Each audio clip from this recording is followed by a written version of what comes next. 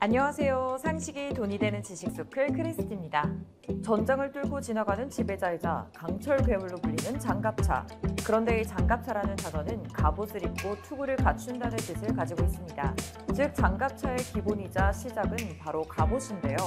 아마 많은 분들이 우리 역사상 최초의 장갑은 당연히 거북선 아니야? 라고 생각하실 수 있지만 사실 우리는 조선시대 임진왜란 전부터 이미 수많은 왜군들마저 고개 숙여 감탄하고 세계 강국들이 탐냈던 강철 갑옷을 보유하고 있었던 사실 알고 계신가요? 그 갑옷은 바로 동양갑옷 진화의 최종판이라 불리는 두정갑입니다. 두정갑은 화살도 막아내는 방어력으로 왜군들을 두려움에 떨게 한 무적 갑옷인데요. 얼핏 보면 천에 직만 적당히 붙여놓은 것 같은 외형을 가지고 있지만 오칠한 소가죽으로 방수와 내구성을 높인 갑차를 활용해 매우 높은 방어력을 자랑했습니다.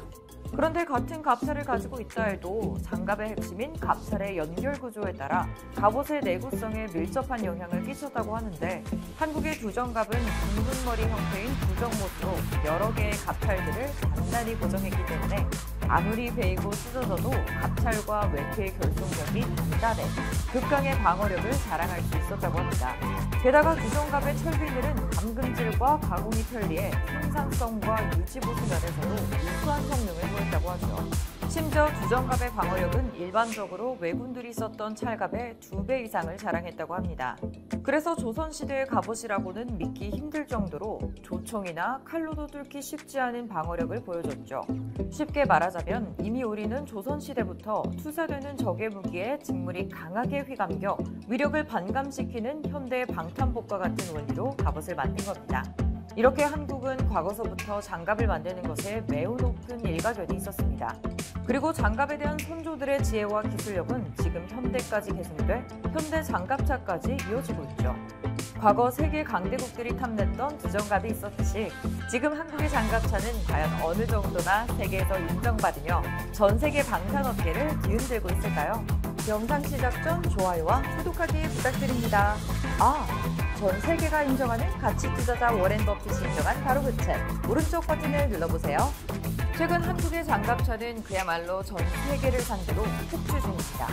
일례로 한국은 세계 최강의 전차로 평가받고 있는 K2 흑표 전차를 보유하고 있어 많은 나라에 수출하고 있는데요. K2 흑표 전차는 이미 2008년 터키로 기술 수출을 통해 글로벌 경쟁력을 입증했을 뿐만 아니라 최근에는 노르웨이의 차세대 전차 사업 수주를 놓고 독일 크라우스 마페이 베그만의 최신형 레오파드 EH-V 전차와 치열한 경합을 벌일 것으로 예상되고 있습니다. 또한 현대로템은 올해 K2 전차의 폴란드 수출도 도전하고 있는데요. K2 전차 폴란드 수출형 모델인 K2PL은 폴란드에서 군 현대화 사업의 일환으로 추진 중인 신규 전차 개발 및 양산 사업을 목표로 현대로템이 국내 전력화된 K2 전차를 개조해 폴란드 맞춤형 모델로 제안한 제품입니다. K2PL의 무장으로 주포는 120mm 활강포를 채택해 기존과 동일하지만 포탑 상부 기관총의 원격 사격 통제 체계를 적용해 전투원의 생존력을 향상시키고 보다 정밀한 사격이 가능하게끔 전투 능력을 더욱 향상시켰습니다.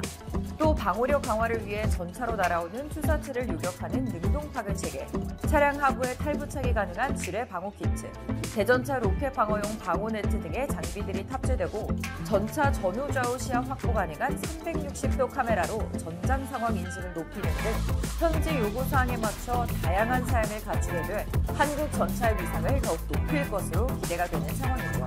게다가 K2 흑표 전차는 핵심 장비인 파워팩 국산화도 이뤄질 예정이기 때문에 중동과 유럽 등 세계 각국을 대상으로 수출이 더욱 본격화될 것입니다.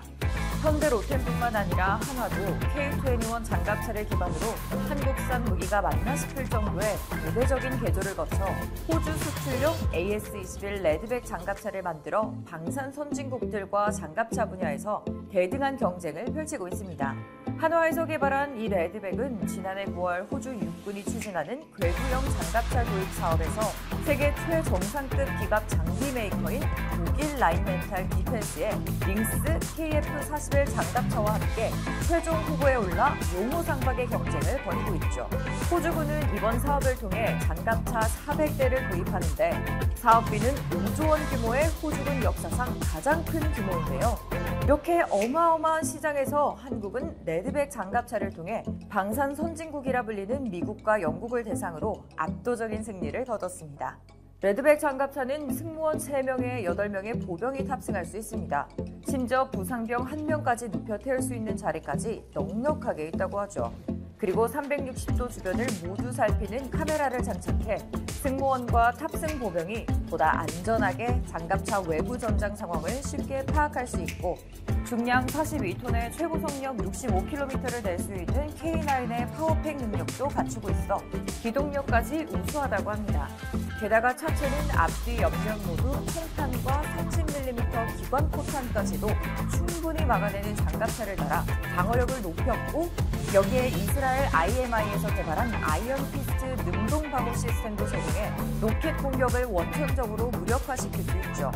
무엇보다 레드백은 각종 탐지 추적 및 방어 시스템 등 최첨단 방어 시스템까지도 보유해 경쟁 장갑차보다 방어력과 기동성, 신뢰성, 승차감, 소음 등 모든 면에서 뛰어난 성능을 가지고 있을 뿐만 아니라 호주군이 요구하는 수준까지 뛰어넘었다는 평가를 받고 있습니다.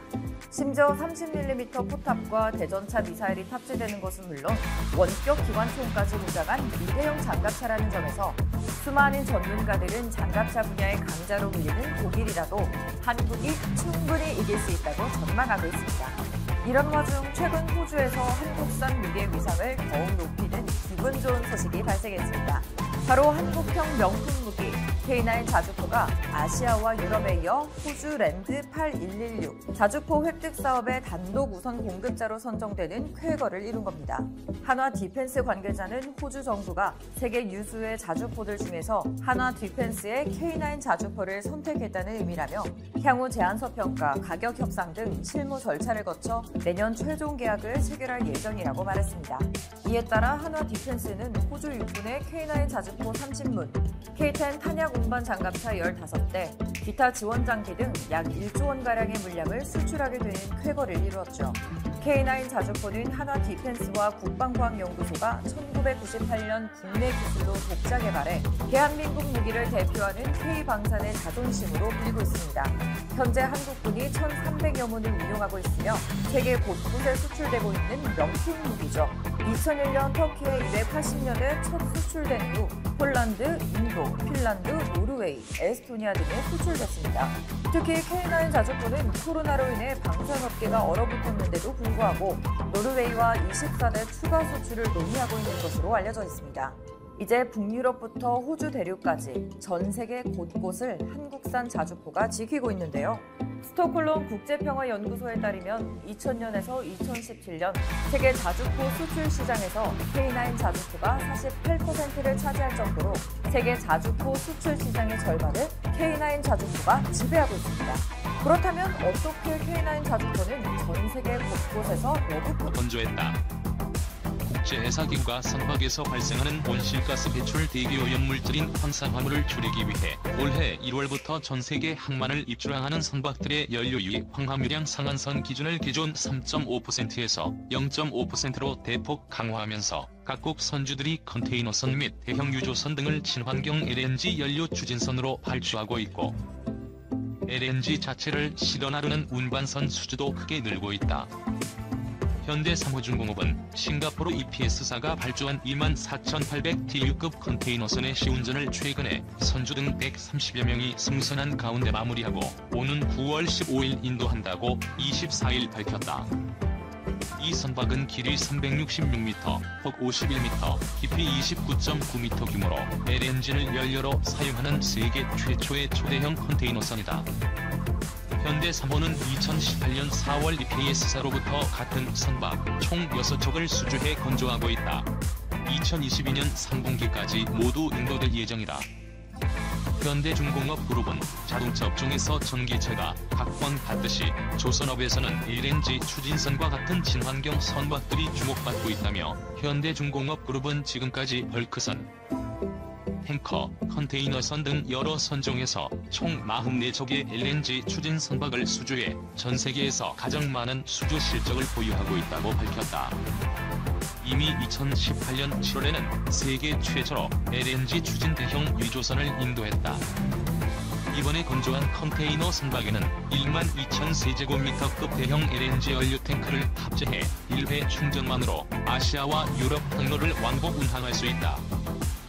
친환경 LNG는 셰일가스 열풍으로 생산량이 급증하고 있는 데다 올해 가속화하고 있는 전 세계적인 선박 환경 규제 강화로 지난 50여 년간 선박 연료로 쓰여온 중유를 대체하는 새로운 선박 연료로 각광받고 있다.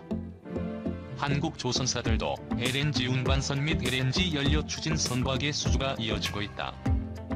대우조선해양은 올해 LNG 바지선 2척, LNG 부유식 제기화 시설 1척을 수주했다. 삼성중공업은 LNG 연료 추진 원유 운반선 22척을 수주하는 등 그동안 총 150여 척의 LNG 관련 선박을 수주했다. 업계는 한국, 중국, 일본 중에서 고효율 선박 설계 능력은 한국이 가장 뛰어나기 때문에 LNG를 필두로 한국 조선업이 살아날 수 있다고 기대한다.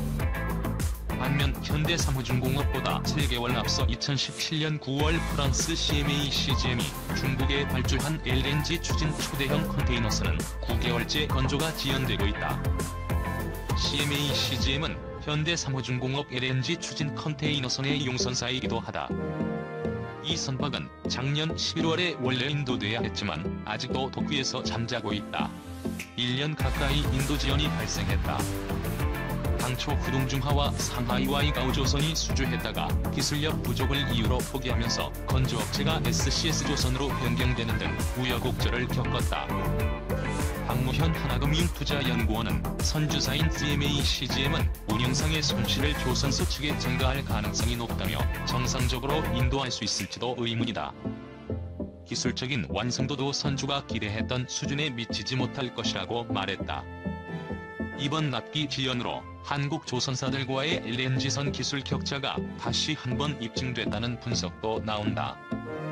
2018년 6월 중국 국영조선사인 후등중화가 건조한 LNG선 글래드스토너가 호주 앞바다에서 엔진 고장으로 멈춰서는 사고가 발생한 것도 중국산 LNG선에 대한 선주들의 신뢰를 떨어뜨렸다. 조선업계 관계자는 대규모 물량을 선물로 계약하는 LNG 거래의 특성상 선주들은 선박의 안전성을 최우선 가치로 여긴다며 조선업 경쟁력은 정상인도 능력에 나온다고 말했다. 중국 조선사가 LNG 추진 초대형 컨테이너선의 정상적 인도에 실패한 것을 놓고 기술 경쟁력의 부족을 드러낸 것이라는 분석이 나왔다. 초대형 컨테이너선 건조 시장에서 중국 조선사들은 한국 조선사들의 경쟁자가 되지 못하며 대우조선해양이 가장 뛰어난 건조 능력을 보유한 것으로 파악됐다. 박무현 하나금융투자연구원은 14일 조선업 기술 경쟁의 핵심은 정상 인도 능력이라며 한 달가량 조기 인도를 하는 한국 조선사들과 달리 중국 조선사들은 정상 인도를 해본 경험이 거의 없다고 분석했다.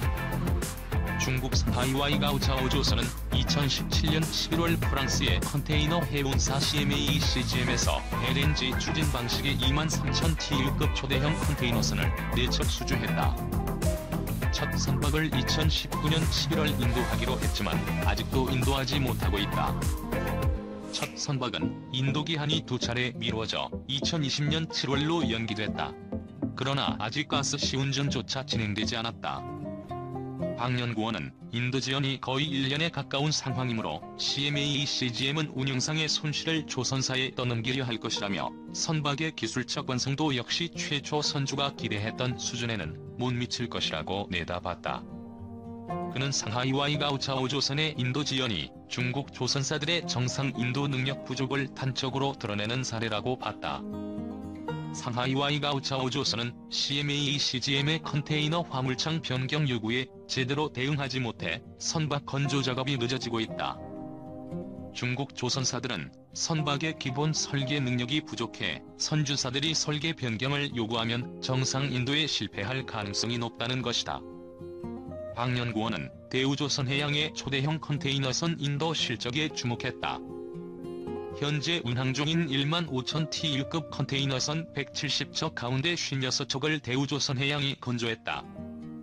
2만 TU급 이상 컨테이너선은 인도량 65척 가운데 20척이 대우조선해양의 몫이다. 박 연구원은